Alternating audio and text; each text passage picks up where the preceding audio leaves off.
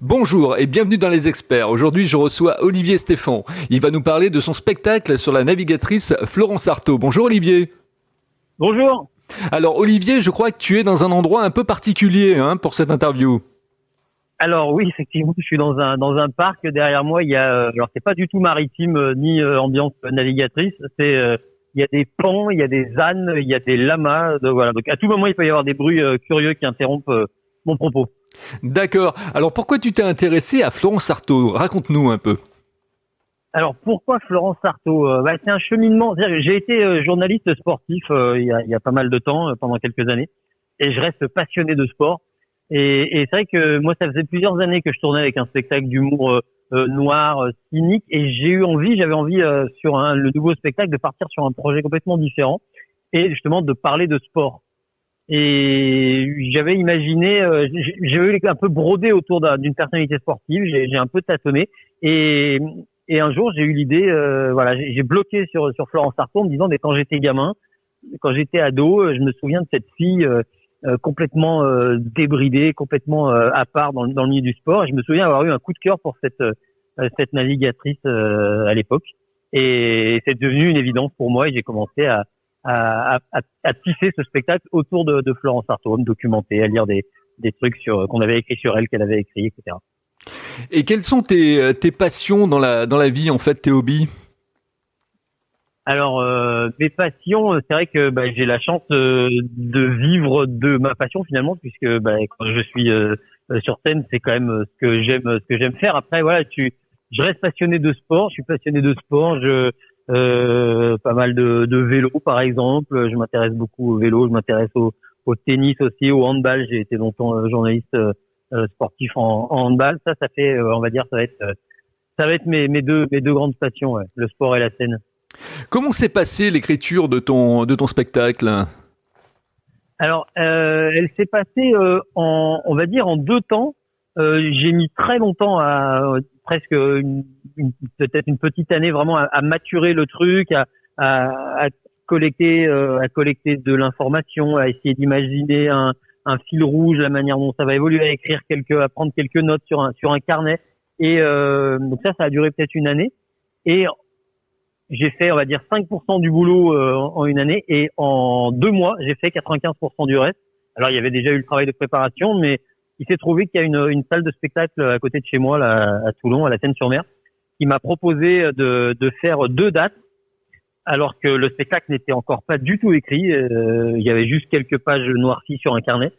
Et en fait, il avait été séduit par l'avant-projet, et ça m'a botté le cul. En fait, c'est ce qui m'a j'avais 2 mois devant moi pour avoir un spectacle complet, et je dis bon voilà, c'est une occasion à pas laisser passer, qu'on me propose comme ça 2 dates pour le présenter.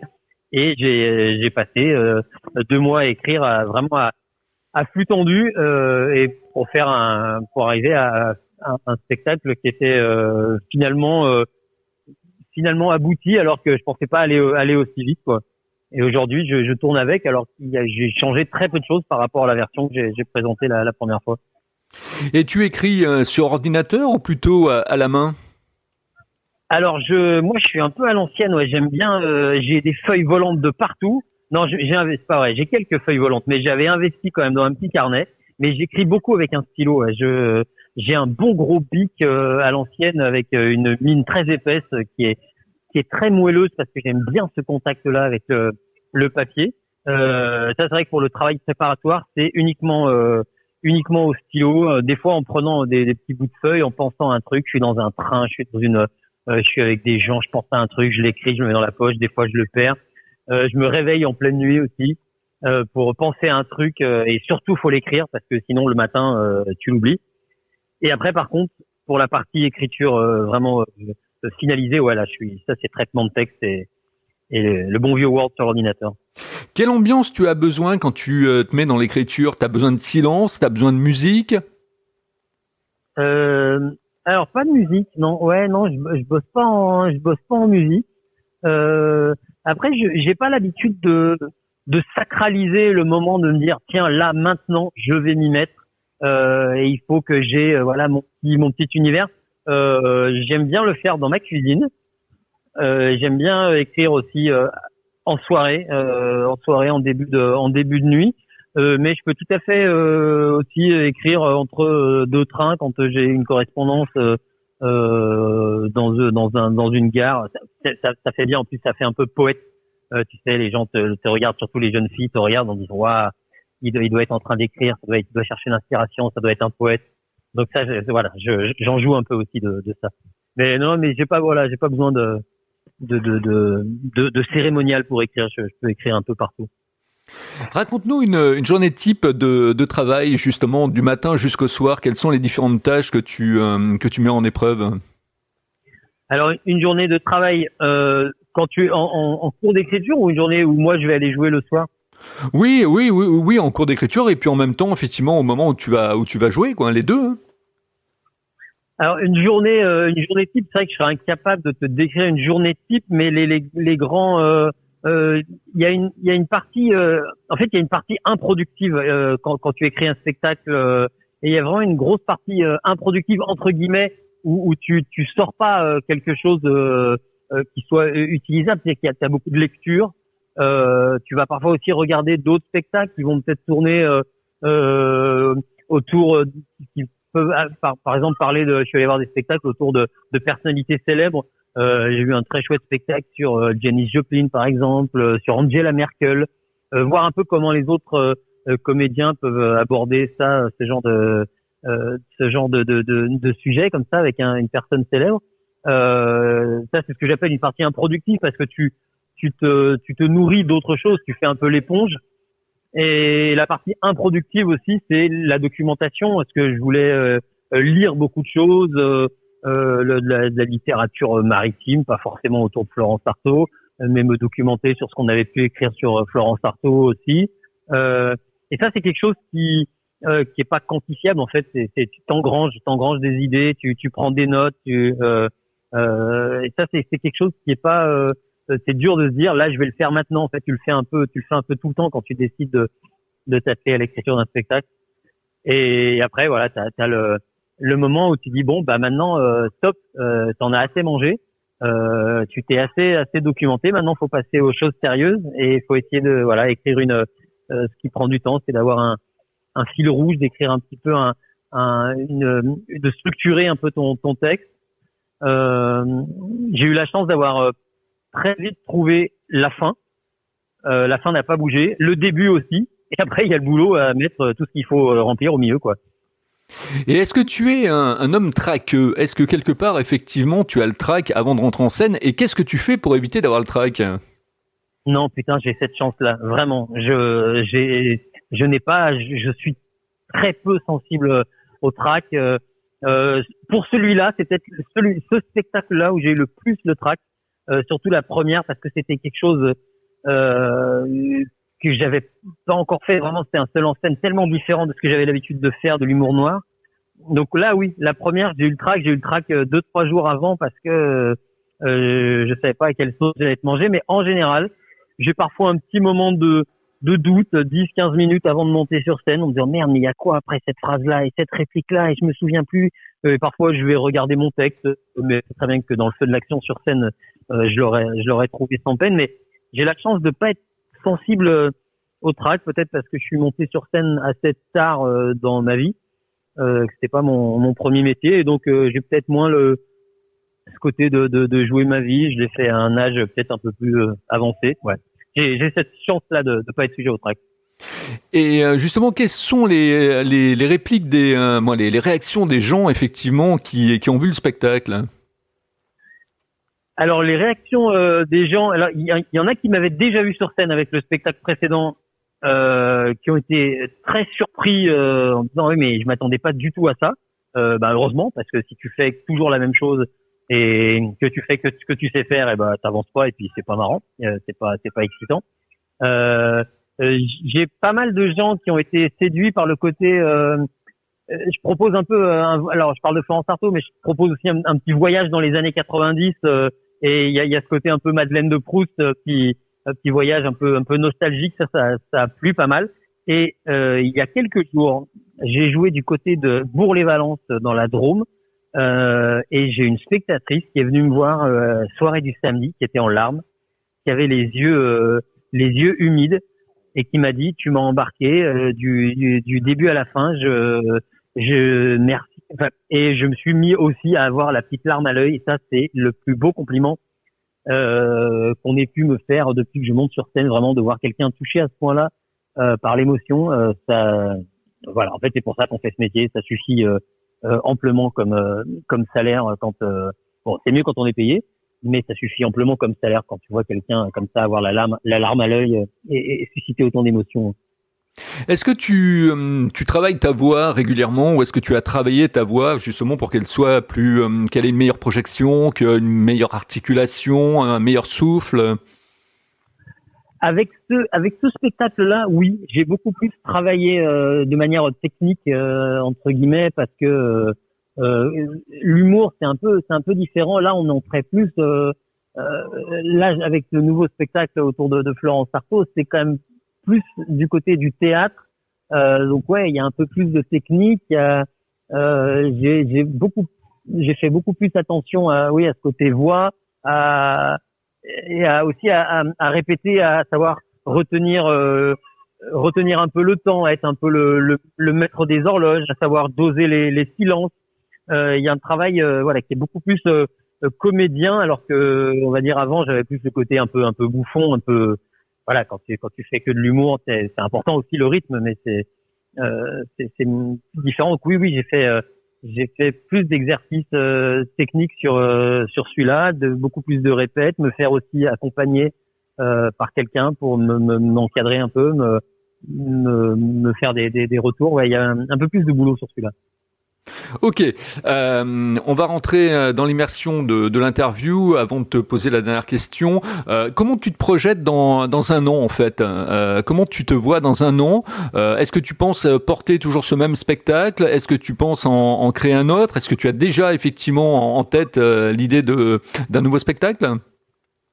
Alors non, là je me suis tellement investi dans celui-là que pour moi, je me vois bien, dans un an, je veux être vraiment dans le vif de sujet avec celui-là et commencer continuer à tourner parce qu'il commence à tourner déjà de manière assez encourageante. D'ici un an, je me vois vraiment avec celui-là et même, j'aimerais le faire vivre encore au moins deux ou 3 ans. J'ai tellement mis de choses personnelles. Je l'ai tellement porté. J'ai vécu avec Florence Artaud pendant 6 mois, 1 an. Enfin, j'en mangeais tous les jours un petit peu. Donc, je l'ai tellement porté que je peux pas le quitter aussi vite. Je sais qu'il va m'accompagner pendant au moins 3 ans. Et j'avoue que autant le sujet du sport, j'avais eu l'idée même quand j'avais le précédent spectacle, c'est quelque chose qui me trottait déjà dans la tête. Là, pour le prochain, je n'ai absolument pour l'instant aucune idée, mais je sais que je suis très très curieux, je lis beaucoup, comme j'ai été je reste passionné par l'actu, j'ai été journaliste, donc je sais que ça se passera de ce côté-là, soit autour de l'actu, peut-être autour de la politique, de la géopolitique, je sais pas, mais j'ai pas encore l'idée en me disant top, c'est ça que je veux faire, arrêtez tout et je m'y mets. Non, ça je suis pas encore dedans. D'accord. Alors, il faut rappeler que le spectacle, donc, c'est le 5 juin à 21h au Théâtre du Marais à Paris. Le Théâtre du Marais, pourquoi le Théâtre du Marais? Il est très joli, le Théâtre du Marais. Alors, j'y suis jamais allé. Je suis jamais allé jouer là-bas. J'ai beaucoup de copains parisiens qui ont eu l'occasion d'y jouer et tous m'ont dit un peu la même chose. C'est l'ambiance. Alors, le théâtre est dans son jus. Déjà, c'est quand même une adresse historique de la capitale. Et ce qui est intéressant dans ce théâtre, c'est c'est les gradins. Les gradins sont très, abrupts. C'est-à-dire que tu joues devant un mur. Tu joues vraiment devant un mur. C'est pas une salle à plat. Les spectateurs sont vraiment devant toi. C'est un mur de spectateurs. Et donc ça ça m'intéressait j'ai jamais joué dans ce genre de théâtre et voilà. Et puis après aussi le Théâtre du Marais est une belle adresse parisienne. Donc quand j'ai eu l'occasion de faire cette date unique là, le 5 juin, tu disais, j'ai sauté dessus. Tout à fait. Eh bien, on va terminer cette interview avec la dernière question que je pose à tous mes invités. Comment tu trouves ma façon d'interviewer les gens, Olivier? Eh bien, je trouve que, alors déjà le tutoiement m'a un peu, voilà, j'ai pas l'habitude de me faire tutoyer dans le milieu du spectacle. Bon, je t'avoue que ça m'a un petit peu perturbé. Moi, j'ai un côté un peu vieille France, un peu mettre de la distance. Voilà, le tutoiement m'a perturbé. Mais par exemple, ce qui m'a fait plaisir, c'est que on m'a jamais posé de questions sur l'écriture, le processus d'écriture d'un spectacle. C'est super intéressant de répondre à ce genre de questions. Voilà, ça sort un peu des sentiers battus de l'interview, de parler un peu de ça, la manière d'écrire, le processus d'écrire. Ça, c'était intéressant. Et de ce fait, je t'autorise à continuer à me tutoyer. Merci. Où on peut effectivement continuer à discuter avec toi si on a écouté cette interview et on a été effectivement capté par tes propos et on a envie effectivement de garder le contact, où on peut effectivement continuer à discuter avec toi sur les réseaux sociaux, lesquels? Alors moi j'ai un compte Instagram qui c'est Olive-Stéphane, sans Olive sans E, Olive Stéphane, et j'ai une page Facebook, page artiste Olivier Stéphane, STEPHAN. Voilà. D'accord, mais en tout cas, merci Olivier. On rappelle donc le 5 juin à 21h au Théâtre du Marais à Paris. Je suppose que tu vas faire une tournée en France, non? Alors ça commence. Là j'étais effectivement donc à Bourg-les-Valences début mai. Je serai à Agen le week-end du 27-28 mai. 26-27. Je serai à Avignon. Là je fais une date unique à Avignon le 28 mai. Donc ensuite le 5 juin à Paris, comme tu l'as rappelé, au Théâtre du Marais. Le 10 juin, je suis à la Seine-sur-Mer, à côté de Toulon, et j'aurai quelques dates au Festival d'Avignon cet été, du 6 au 14 juillet, sauf le 13 juillet. Du 6 au 14 juillet, je serai à Avignon, à la petite caserne. Je jouerai tous les jours à 14h dans le cadre du Festival Off. Voilà, et puis on va faire un petit coucou à Charlotte Calmel, qui m'a donné effectivement ta référence pour justement cette interview. Comment s'est faite la rencontre avec, mais rapidement, comment s'est faite la rencontre avec Charlotte? Charlotte, c'est quelqu'un que j'ai rencontré à Avignon au festival il y a 4 ans de ça. Une rencontre comme on en fait beaucoup à Avignon, et c'est vrai que j'ai eu envie de me faire accompagner sur ce nouveau projet, la Florence 1990, parce que je sentais que il fallait mettre un petit peu un braquet supérieur pour accompagner ce spectacle. Et donc je me suis souvenu de cette rencontre avec Charlotte. Je lui ai présenté le projet Florence 1990 là autour de Florence Artaud. Ça lui a plu, puis on a commencé à travailler ensemble. Donc elle m'accompagne sur cette date parisienne et sur le Festival d'Avignon cet été également. Ben voilà, une belle rencontre en tout cas. Merci Olivier.